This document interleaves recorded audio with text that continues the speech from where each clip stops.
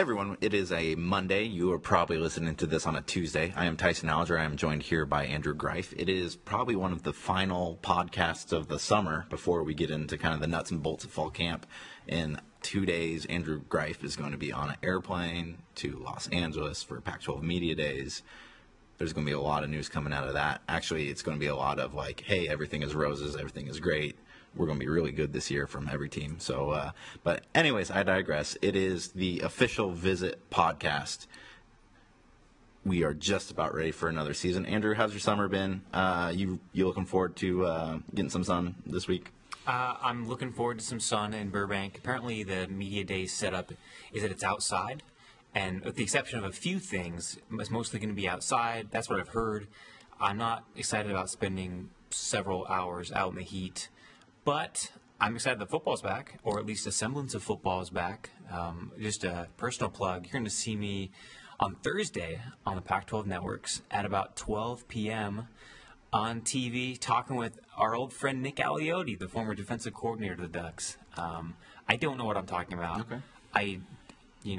I don't know if I'm going to be wearing TV-appropriate clothing, but I'm just going to be there. We're sitting here, and I had told you months ago that you had to clear all TV appearances with me before. You're not my agent. This is news to me.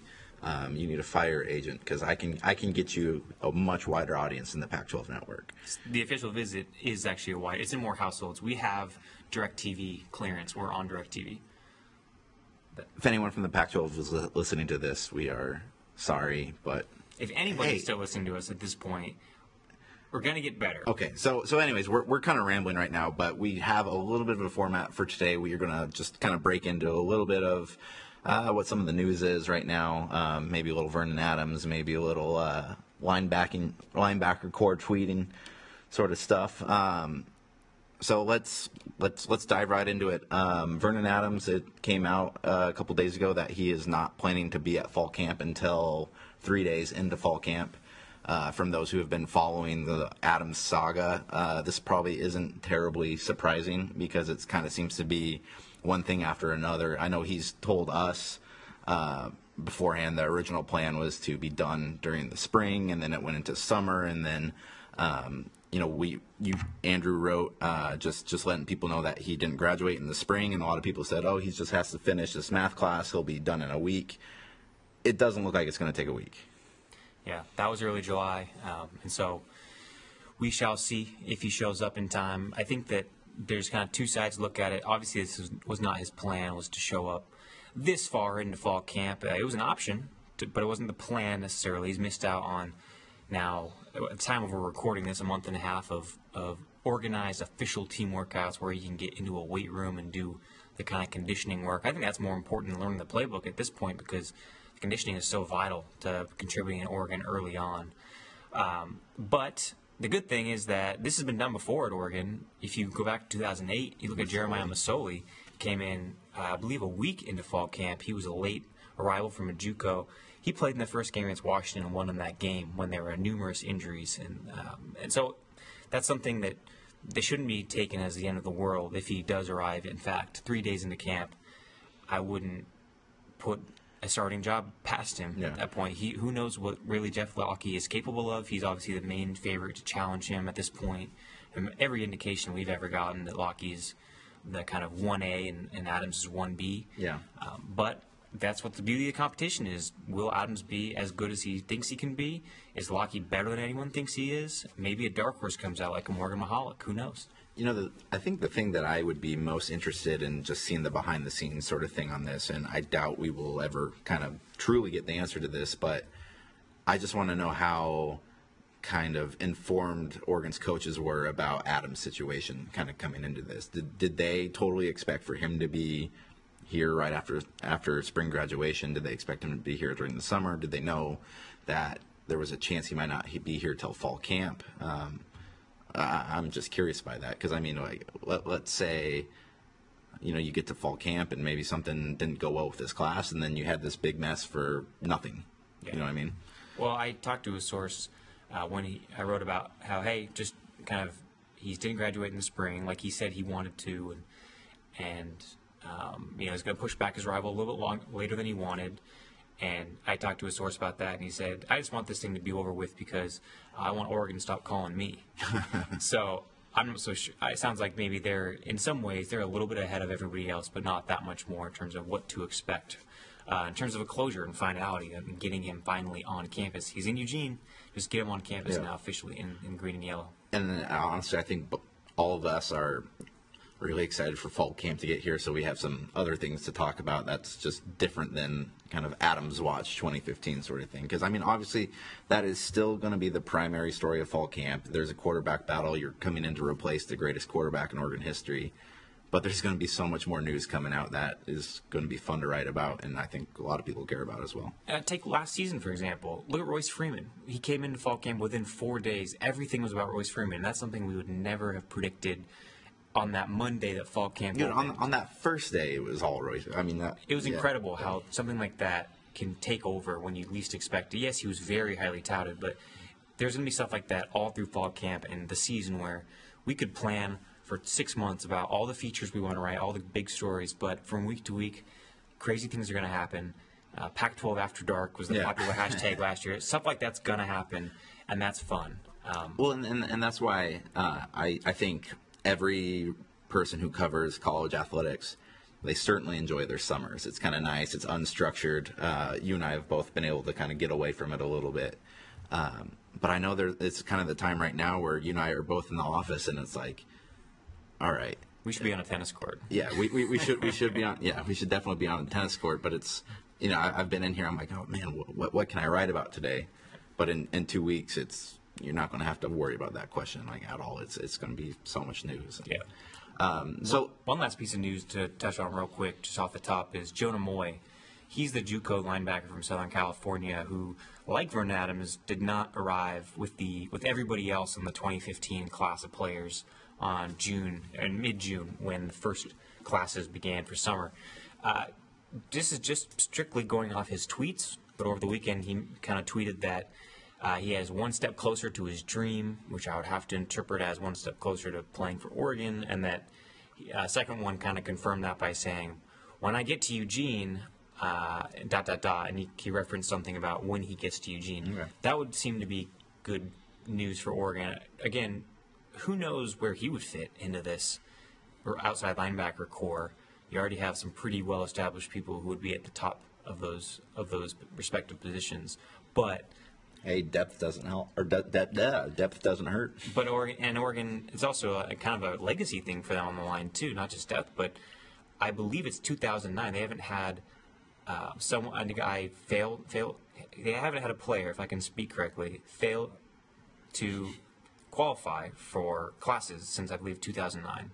Everybody from 2010 to now has been on campus by the time fall camp opens. And that's a really big deal for your recruiting class to have 20 to 25 guys who you sign in February actually seal the deal and get to campus. So it's historically the track record is that Oregon will get its guys on campus. I guess we're about to see. Definitely. Okay, so now switching gears a little bit, we will transition into Media Days, because that's kind of how we're doing it this week is you are taking off on Wednesday for Burbank. It's at the is it at Paramount this year? It was at Paramount last year. It's at Warner Brothers, I believe, this year. See, last year the setup, we thought it was going to be outside too, and it was like 100 degrees both days. They do like the TV stuff outside, like when you're on Pac-12 networks, as we talked about earlier, our big media star here, you will be on an outside set. Last year they had kind of like the main interviews inside. It was kind of like an open air deal sort of thing. So I'm hoping that you get at least to go inside. Okay, good. That's good to know. It's in my first Media Days, and it sounds like it's just a big cattle call. It's a lot of talking points that we've already heard before. As one sports information director told me this week, you could probably start writing your stories right now, and they would be accurate because what do you think people are going to say? Oh, by the way, here's a devastating setback that we haven't disclosed yet. Yeah, exactly. You're not going to hear that. You're going to hear that everybody's faster and stronger. And we're going to give it out to every single media member in the Pac-12 conference who happens to be here today. That's not going to happen. So Oregon is bringing down Royce Freeman and middle linebacker Rodney Hardrick, which both are guys who are going to play pivotal roles for the Ducks this year. Neither of them are guys who are awfully loquacious. Yeah, they're kind of quiet guys. That wouldn't be my first pick for if you're bringing somebody here to talk to hundreds of people. But then again, that might be what Oregon wants. Is neither of them are going to be guys that say anything that's far off the company line. I know that DeForest Buckner was probably the first pick they wanted. Nothing against Rodney. He's going to be a 3-year starter, has earned the right to go down there. But I think DeForest Buckner was the first pick, but I believe he had a class conflict. So that's why you're not going to see DeForest down there. He, of course, could have gone to the NFL last year. Didn't do it. Oregon's much stronger for it along the defensive line. So last year I went down because you were getting married. I mean, way to be selfish there. So I went down to media days, and you kind of do what your team's talking about, and you break the news other teams do. But I think our big focus was going to be the Pac-12 year of the quarterback. So myself and Gina Mizell, who's our Oregon State Beavers reporter, we were kind of cobbling together as many quarterback quotes as we could and whatnot. And I think that storyline ended up turning out to be pretty true last year. There was a lot of throwing last season. Is there anything going into it this year that you're like, okay, this might be maybe the early theme of the Pac-12? It's been kind of positioned as a year of the running back, but I think there are so many more storylines. And in fact, I wrote about that today, which is a nice little plug. On OregonLive.com. Yes, it's about kind of the 12 general conference-wide storylines. And there's a lot that I think will apply to a lot of teams. Running back is one of them. Every team seems to have one. Even Cal, that throws all the time, had a sneaky 1,000-yard back last year in Daniel Lasco. Yeah. You got Royce Freeman, you got Paul Perkins, the returning rushing leader, Devontae Booker, who's seen by some as a dark horse candidate for the Heisman from Utah. I think he's going to be really good. I think he is too, and they have both returning quarterbacks, I believe, back, Kendall Thompson and Travis Wilson. So they're going to have the ability to kind of keep defenses guessing there. I think that the running backs will be still in December as important as they are in July. As the question of which one is most important, I still think that Oregon's Thomas Tyner and Royce Freeman are going to be the class of the Pac-12 in that way. And, I get it. The hometown beat writer thinks that his team's running backs are some of the best, if not the best. I get it. But I really think that they're going to be extremely talented, and that Thomas Tyner, if he's healthy, is capable of going for 1,000 yards, and that Royce Freeman should eclipse his 1,300 yards from last season. And I think that's as great as Marcus was for the last three years or whatever it was. I think the one thing that he kind of overshadowed was the fact that Oregon's always been a running school. I mean, like, most of the time their success has come from that. And the Ducks have had premier running backs throughout the Mariota times too. I mean, like last year, you got a guy like Royce Freeman sets rookie records for touchdowns. Did he set the yardage one too? I believe so. I believe so.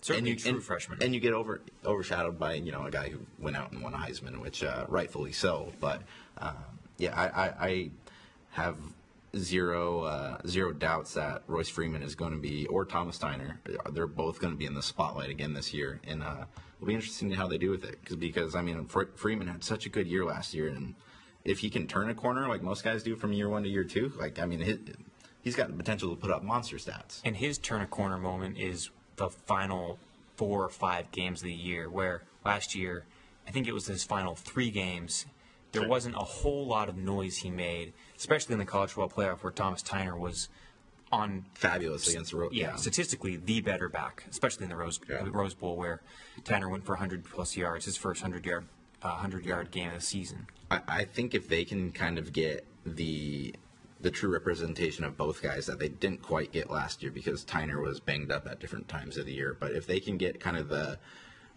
true power of Freeman to complement with like the breakaway speed of Tyner, if both those guys are healthy all season and Tyner's head is where it needs to be for this thing, that's such a devastating 1-2 combo, because Tyner didn't have nearly the year I think a lot of people thought he was going to last year, but just the doses of it. The Florida State game where he had over 100 yards and I think it was 2 touchdowns. The Stanford game when he had the X button juke move and on his way to the end zone. For as maybe unheralded as his Oregon career has been so far, there's still a ton of potential in those legs. Yeah. One of the things conference-wide to kind of shift out from the single team wider is that DirecTV and AT&T, that could finally come to a resolution with regard to the Pac-12 network, which if you have DirecTV, you haven't been able to watch since it went on the air in 2012. Last week, AT&T took over with FCC approval DirecTV, and the Pac-12 has a working relationship with AT&T. I was going to say a good one, but it doesn't matter if it has a good one. It has one, period. DirecTV and Pac-12 networks have never seen the same reason to basically combine their forces. And so I believe as John Wilner, the San Jose Mercury News terrific beat reporter, has been following this stuff closer than anybody since it really began. I think he said that there are about 4 million more households that could potentially get the Pac-12 network if AT&T ends up putting it on, or getting on DirecTV. Yeah. So that's something, and there's speculation. Could it happen by the first couple games of the year?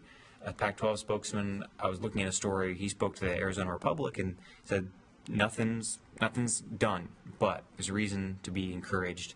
That's really interesting to watch because that's the central complaint about Pac-12 networks is that it just doesn't reach every house in the Pac-12 footprint. I'm in the camp of I'll believe it when I see it. It seems like for the last 2 years or so, like every time someone from the Pac-12 has been asked about the DirecTV thing, it's always that, there's no news, but we're encouraged. Like kind of that line that you just gave. I remember that was almost the exact phrasing you got at Media Days last year, because that's always going to be one of the kind of larger questions out there. But there's actually some evidence to it this time, though, with the AT&T sort of thing. I mean, I would enjoy that. I don't have Comcast. I do have a DirecTV password, so I would thoroughly enjoy to be able to get some Pac-12 games on. And see me on your television. Yeah, exactly. Or laptop, as it were. Hey, what time are you on? 12:10 p.m., I'm pretty sure, Thursday. Okay. Plug that one more time. Yeah, set your DVRs or just take a nap. The other storyline, I think... Do you have to wear makeup? I don't. Although I've done that in the past. Do most of studio analysts wear makeup? Oh, absolutely. What's that like? In studio, though. In studio. Because the lighting is, what if they're outside? Much different. I think that you still get... they probably put on a nice little foundation at least, right? You take off you take away the sheen. Okay. My wife used to work in television, and because of her connection and the friendships I made at her station, I would go and talk to those guys, do some studio shows with them every now and then. And that's where I learned about just like taking away the sheen. Yeah. To make it. I mean, you're pretty rough without the makeup on, so.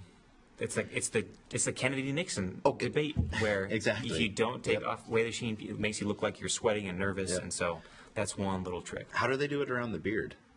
They don't. Do they just do the above parts? Yeah, just do the above. But what if you have a little 5 o'clock shadow going on? I think that I don't know. I haven't been put in that situation yet. There's nobody listening to us anymore. No. Okay.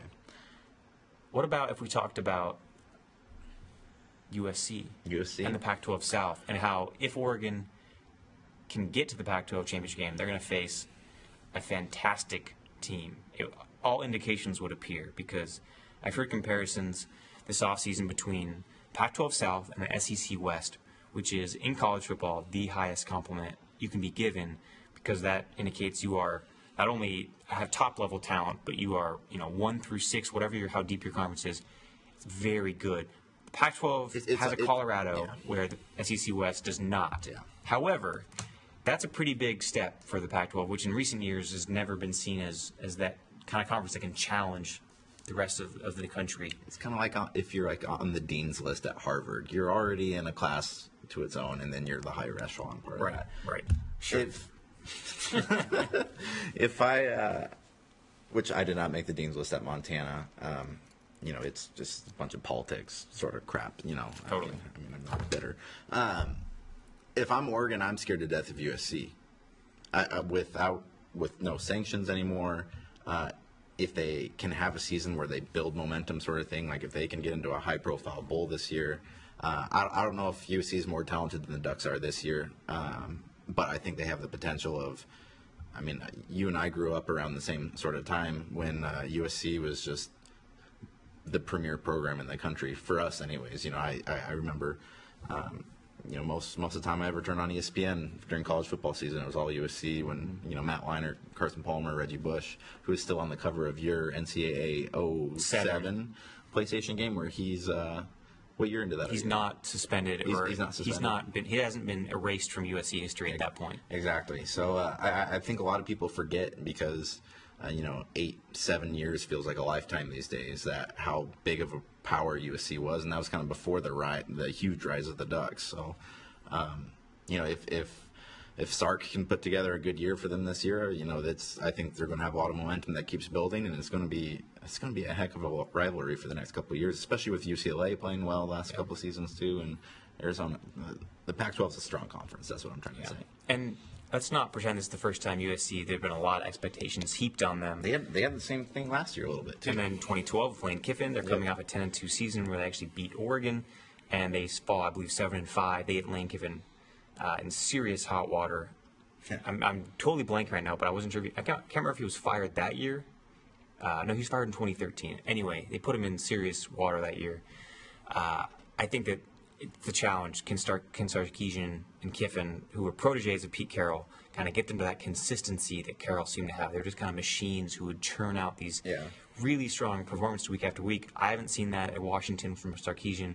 Obviously, Kiffin didn't do that as a head coach. So is this finally the year where their depth is coming back after those sanctions have been lifted? Well, I think the thing is, if you look back at all those kind of storied USC teams, all of them had a fantastic quarterback. You had Weiner, who, despite what he did at the professional level, he was a great college quarterback. Same with Carson Palmer, Mark Sanchez, and they have a pretty good quarterback this year. Yeah, Cody Kessler, legitimate Heisman Trophy candidate, and that's his numbers last year were insane. Like, way overshadowed by Mariota and even maybe like what Brett Hundley did, just because Brett Hundley was like a preseason potential Heisman candidate. But what Kessler had like 3 picks all last season or something stupid like that. I believe it was like a 40 some touchdowns to 4 interceptions. Yeah. It was a 10-1. I want to say rate. Let's go game by game. So I'm talking about USC. I have a predictions column that will come out on Tuesday about how I think Oregon will do, and I've got them right now going 9-3. 9-3. And I have losses to, I guess, the usual suspects. I have losses for Oregon on the road against Michigan State in week 2, against Arizona State on a Thursday night in October, and to USC at home in November. I wrote that I think that you could see kind of a margin of error of 1 at either side. Yeah. Where I could see it being 8-4. I could see it being 10-2. I don't think it'll be a 1-loss team. I think there's just too many questions you vote secondary. But I'm pegging this right now as a 9-3 team in the regular season. Oregon still has Stanford. You can't dismiss Stanford, but they have a defense that has only 2 starting defenders back, both at linebacker. They have to completely replace their secondary and D-line. That program, you should never count out Stanford's defense. But this one has a lot of questions, more so than any defense ever created by Lance Anderson or even before him. Derek Mason, the former defensive coordinator. So I think Oregon's going to win that game in Stanford. Man, I like that prediction. And part of me feels bad. I'm not going to lie, because I feel like I'm missing. I'm doing the obvious takeaway. It's hard for you to do this without having never seen the quarterback that's going to, without knowing who's going to play quarterback. Yeah. I don't like them at Michigan State. I think Michigan State's going to be a top 5 program this year, and then you're playing away. I think it's, if you think the Ducks would have beat Michigan State last year at Michigan State, you think that was just a complete home field wash? With how slow Oregon was out at the gates at home last year, I don't know if they would have been able to pick it up on the. I think they could have done it. Mariota is so good. Yeah. Was so good. Will be so good. But the home definitely gave them some kind of an edge. Okay, so if I had to pick 3 losses, I would take Michigan State. I like them at Arizona State. I just don't see them. I mean, it's got all the makings for a normal Oregon trap game where it's a tough team. It's on a Thursday.